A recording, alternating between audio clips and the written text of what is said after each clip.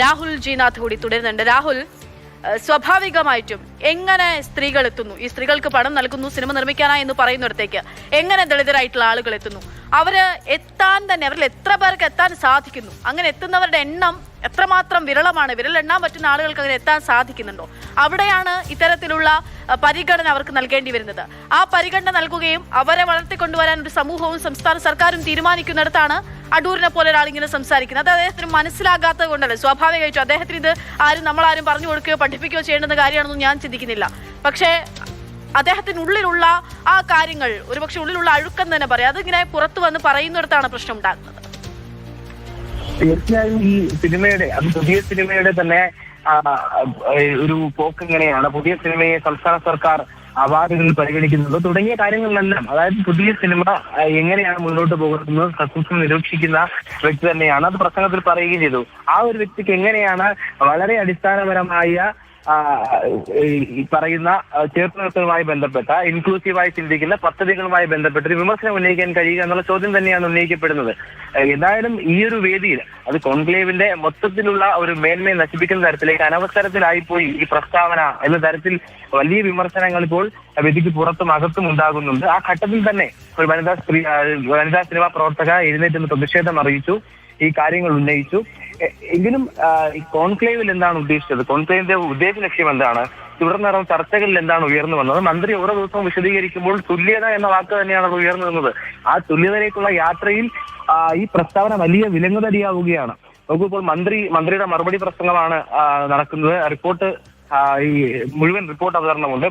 ഇതിൽ മന്ത്രി മറുപടി പറയുമോ എന്നുള്ള കാര്യം കൂടി ശ്രദ്ധേയമാണ്. കാരണം കോൺക്ലേവിനെ അത്രമാത്രം ജനാധിപത്യപരമായ ഒരു പരിപാടിയായി, അഭിപ്രായ ശേഖരിക്കലായി മന്ത്രി ഉയർത്തിക്കാട്ടുമ്പോൾ ഇത്തരം പ്രസ്താവനകൾ അത് എത്രമാത്രം ബലവത്സരം ഉണ്ടാക്കുന്നുണ്ട് ഈ പ്രവർത്തനത്തിന് എന്ന് നമുക്ക് മനസ്സിലാക്കാം. അതുകൊണ്ട് മന്ത്രിയുടെ മറുപടി ഉണ്ടാകുമോ എന്ന് കൂടി നമ്മൾ കാത്തിരിക്കുകയാണ്. എന്തായാലും ഈ പ്രസ്താവന അത് ഒരു തരത്തിലും അംഗീകരിക്കാൻ കഴിയില്ല എന്ന് തന്നെയാണ് ഇവിടെ വിമർശനം ഉയരുന്നത്, വിമർശകർ പറയുന്നത്. എന്തായാലും ഇത് ഈ കാലഘട്ടത്തിനനുസരിച്ച് ഈ കാലത്തിലാണോ ഇത്തരം കാര്യങ്ങൾ പറയുന്നത്?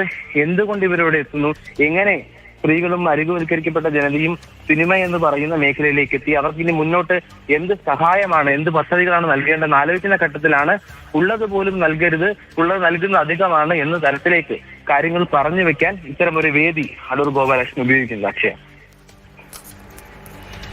ശരി, രാഹുൽ വിവരങ്ങൾ നൽകുന്നു. രാഹുൽ സൂചിപ്പിച്ച പോലെ തന്നെ ഒരുപോലെ അരികുവൽക്കരിക്കപ്പെട്ടവർ തന്നെയാണ് സ്ത്രീകളാണെങ്കിലും ദളിതരാണെങ്കിലും. അവർക്ക് നൽകുന്ന പരിഗണനയാണ് അടൂരിനെ ചൊട്ടിപ്പിക്കുന്നത് എന്നുള്ളതാണ്, അല്ലെങ്കിൽ അടൂരിനെ ഏതെങ്കിലും തരത്തിൽ വൈഷമ്യത്തിലാക്കുന്നത് എന്നുള്ളതാണ്.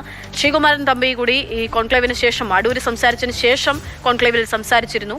അദ്ദേഹം സൂചിപ്പിച്ചത് ഈ കൊമേഴ്ഷ്യൽ പടങ്ങൾക്കുള്ള മറുപടി, ഒപ്പം തന്നെ ഹേമ കമ്മിറ്റി റിപ്പോർട്ടുമായി ബന്ധപ്പെട്ടുള്ള പ്രതികരണമായിരുന്നു. അദ്ദേഹത്തിന്റെ ഭാഗത്ത് ഉണ്ടായ പരാമർശങ്ങൾ ഒന്ന് കേൾക്കാം. ഈ രംഗത്തെക്കുറിച്ച്, ഇവിടെ വരുന്ന മാറ്റങ്ങളെ കുറിച്ചൊക്കെ ലോക സിനിമയുടെ വക്താവായ അടൂർ ഗോപാലകൃഷ്ണൻ പറഞ്ഞു കഴിഞ്ഞു. ഞാൻ മലയാള സിനിമയുടെ മാത്രം വക്താവാണ്. ഞാൻ നിർമ്മിച്ചത് കൊമേഴ്ഷ്യൽ സിനിമകളാണ്.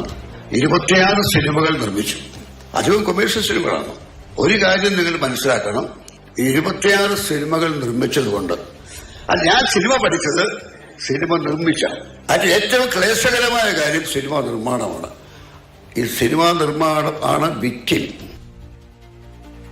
പുതിയ കരട് നയരേഖ ഉൾപ്പെടെ രൂപീകരിച്ചുകൊണ്ട് പുതിയ പാതയിലേക്ക്, പുതിയ നല്ല നാളുകളിലേക്ക് മലയാള സിനിമ കടക്കുമെന്നുള്ള പ്രതീക്ഷയോടുകൂടിയാണ് ഇന്നലെ നമ്മൾ ഈ കോൺക്ലേവ് തലസ്ഥാനത്ത് ആരംഭിച്ചപ്പോൾ വാർത്തകളിൽ ഉൾപ്പെടെ നമ്മളൊക്കെ ആവർത്തിച്ച് നിരന്തരം പറഞ്ഞുകൊണ്ടിരുന്ന അതാണ് ഇന്നലെ ദിവസം മുഴുവനും. ഇന്നിപ്പോൾ അതേ കോൺക്ലേവിനുള്ളിൽ നിന്നാണ് തീർത്തും പിന്തിരിപ്പനും ഒരിക്കലും ഒരു പൊതുസമൂഹത്തിന് മുന്നിൽ പറയാൻ പാടില്ലാത്തതുമായിട്ടുള്ള പ്രസ്താവന അടൂർ ഗോപാലകൃഷ്ണന്റെ ഭാഗത്തുനിന്നുണ്ടായത്.